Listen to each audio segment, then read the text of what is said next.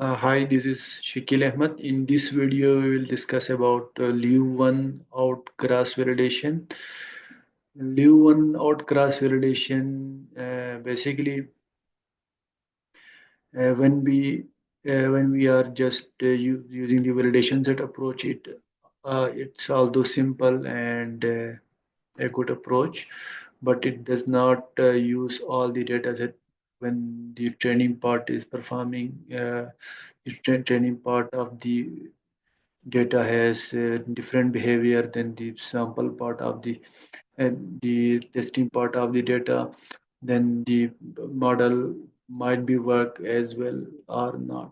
But in LOO1 out cross validation, we use all the data points basically one by one.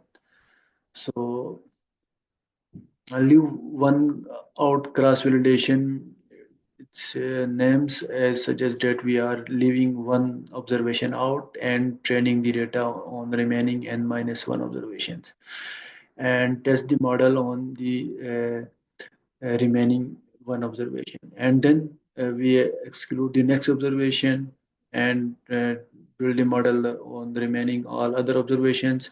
So we repeat this step for all observation. First we remove first observation and build the train the model on rest of the observations, and then we exclude second observation and we train the model on the remaining observations, and so on.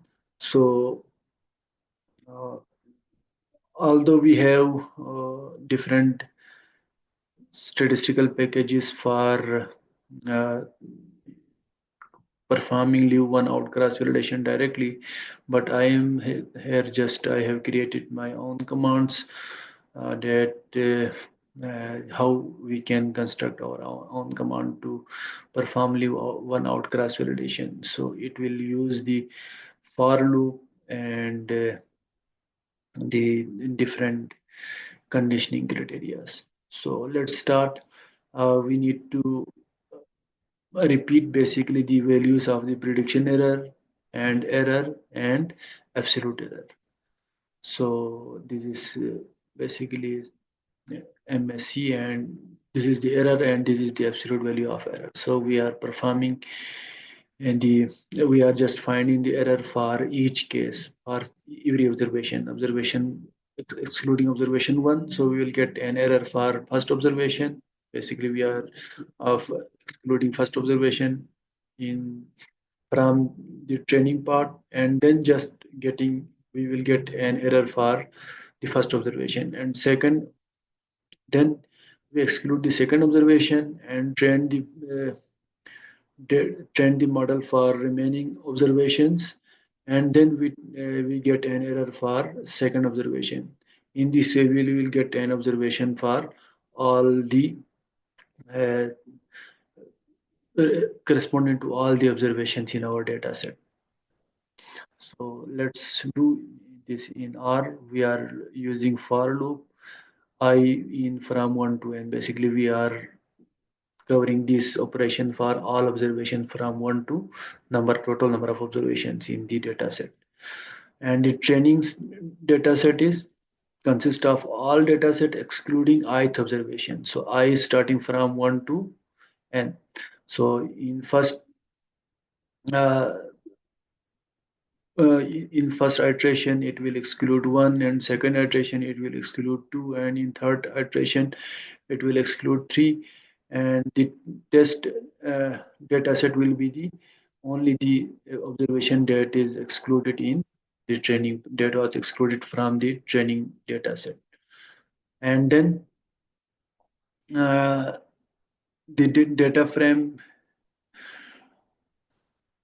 the training data frame consists of I have included only the first 10 variables, so just we are using the 1 to 10 selected first to 10 columns only, and then running a model that consists of the old peak and the data is the training data set, including first 10 variables. So we run the model for uh, excluding the ith observation, and then we predict the ith observation. Means if we are in first step, we are excluding the first observation, then we need to predict the first observation and find the error. So basically we are just storing this in this observation first. We will get the first prediction, and then on next iteration we will get the second prediction, and on the next uh, we will get the third prediction, and so on. And we use these predictions. So basically we have created the prediction, so all the predictions will be stored in this vector, and you can see later. And then we can find an error. Again, for error we have created an empty vector, and then error is just prediction predicted for ith observation and ith iteration, and the original value, basically the testing data set, and that is obtained for ith iteration and from the old peak. So absolute error is just the absolute value of this error, and this is stored in absolute error vector. So in this way we will get the predictions from 1 to n, an error value, vector of error value, and a vector of absolute error value. So just run this command,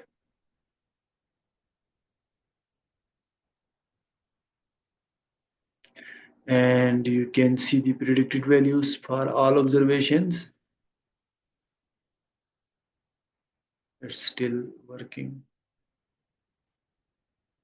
So these are the predictions, and then the error, that is predicted values for all the observations, and the absolute error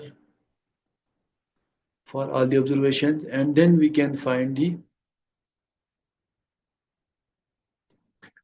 mean error.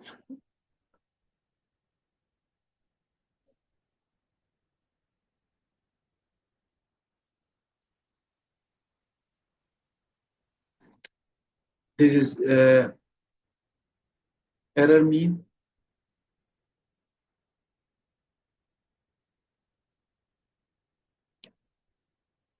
and you can just hard data and the original value minus mean value. This is basically the sum of squared sum of uh, error from mean. Basically we are finding the error from mean. We need it for computing the r square. In denominator of r square we have total variation.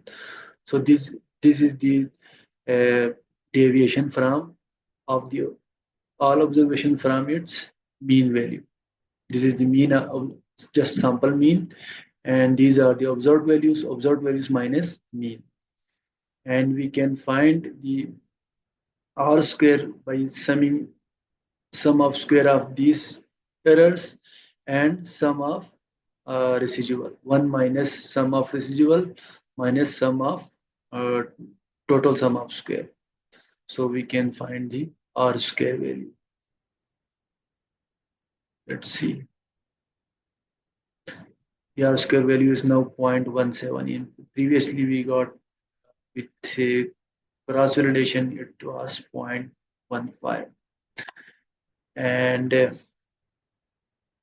we can just find the root mean square error using just the mean of the error, square of the error, and taking square root. And this is again 1.06. Previously it was 1.09 using validation set approach, and this is mean absolute error. So this is 0.8. So we can just compare the results in, we can just write in term of a vector the leave one out cross validation results, and we can compare the leave one out cross validation with cross validation results that we have already obtained through previous in our previous video.